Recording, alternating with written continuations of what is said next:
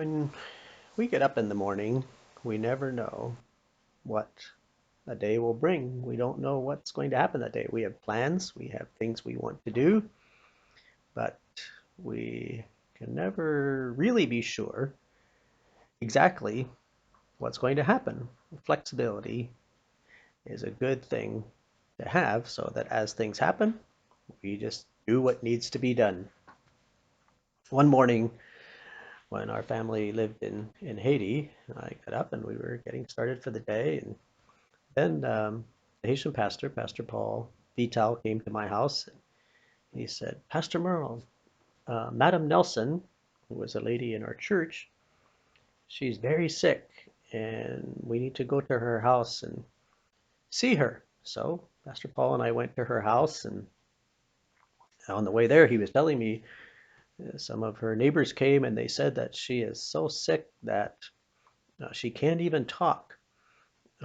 She was a lady who had been married to uh, a witch doctor in the voodoo religion, and he had about five wives, and then he kind of dismissed her and let her go, and so she was on her own. She was living by herself.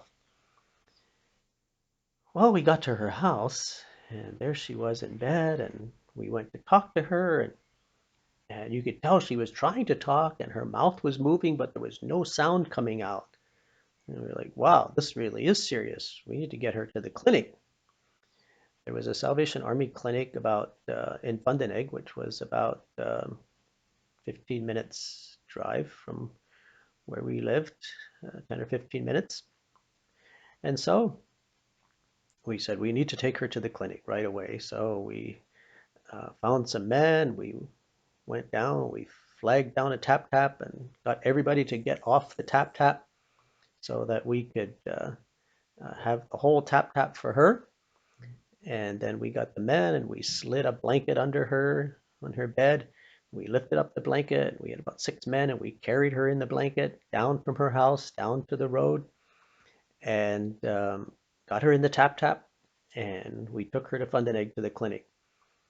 Well, we got her into the clinic and we told the staff at the clinic, she can't be sitting waiting in line, like someone has to see her right away. And so, because she's very, very sick, so they took her to a bed, and then later we laid her down, and then the doctor came to see her, and the doctor said, "Well, I can't do anything. I mean, she doesn't talk, and so I can't diagnose anything if she's not speaking. So first we have to get her speaking. So I think she's just too weak. So we have to give her an IV, and then when she has an IV, then she'll get stronger, and then she can talk. So you have to go to the pharmacy and get the IV, buy the IV, because in there you have to pay for everything before you can get it, before they give it to you. You don't get your IV and your medicine and then pay it when you leave. You have to pay for everything as you get it. So I went to the pharmacy to get the IV, and there was a Swiss lady, Miss Zimmerman, who was running the clinic. She was from Switzerland. She spoke German and French and Creole, and I spoke English and Creole. But there was Miss Zimmerman at the pharmacy door, and she had a hammer and a chisel, and she was chiseling away the door frame. And I said, Miss Zimmerman, what are you doing? And she said, the person who runs the pharmacy forgot the key, and we can't get into the pharmacy, and we have all these people here waiting for medicine. Everyone wants to buy medicine, and no one can buy medicine because we can't get into the pharmacy. So I'm going to chisel away the door frame. We'll break into the pharmacy, and then I'll get a carpenter to fix it later. I'm saying, oh, Miss Zimmerman, you don't have to do that. Just get me a knife. And so Miss Zimmerman had someone go get a knife for me, and I jiggled the little thing and got the door open for her and broke into the pharmacy for her. And then Miss Zimmerman said, okay, you help me get into the pharmacy. We will give you your IV. We will give you what you want first. So great. That was great. We didn't have to wait in line to get the IV. We got the IV. We took it. They put it on Madam Nelson. And we waited. And sure enough, an hour or so later, she could talk. So the doctor came to see her again, and then the doctor said, "Well, we need to get blood work done. We have to take some blood and um, and do some tests, some blood tests." So they came, they drew some blood, and then we took that to the lab. We got to the lab, and we waited and waited and waited, and we kept asking the lab technician, "Do you have our results yet for this lady?" "No, not yet." Finally, Pastor Paul said to the lab technician, "What's wrong? Like, why is it taking so long?" And the lab technician said, "Well, my helper didn't show up today, so I'm here all by myself. Look at what I'm doing. I'm doing everything by myself. I have no one to help me, and so it just takes a lot of time." So Pastor Paul said, "Well, can we help you?" And he said, "Whoosh, yes, of course you can help me." So we went into the lab, and the lab technician said, "Okay, here's what we have to do. We have this little hand crank machine, a centrifuge, and you have to put the vials of blood on there, and then you spin them to separate the plasma and the red and the white blood cells." And so one of us would put the blood in the centrifuge and crank it and spin it and spin it and spin it until it's separated.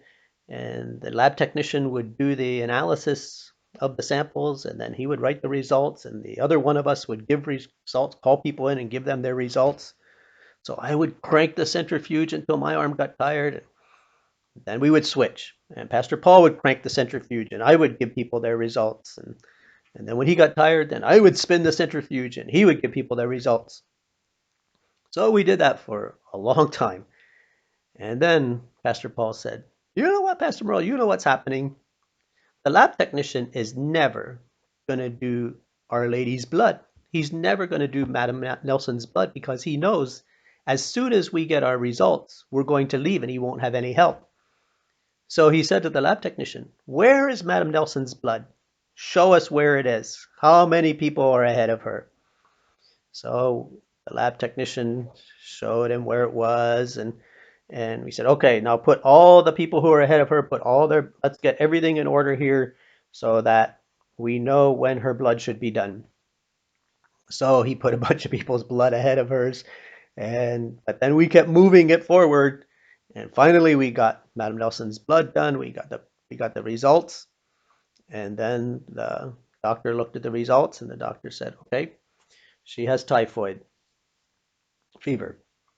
So she gave us a prescription to get medication for typhoid fever, and then we went back to the pharmacy and we bought medication for typhoid fever, and then we went and we got Madam Nelson and we gave her her first dose of medication, and we went out and we got a tap tap, and by that time she could I don't remember if she could walk or not. Maybe we carried her back out.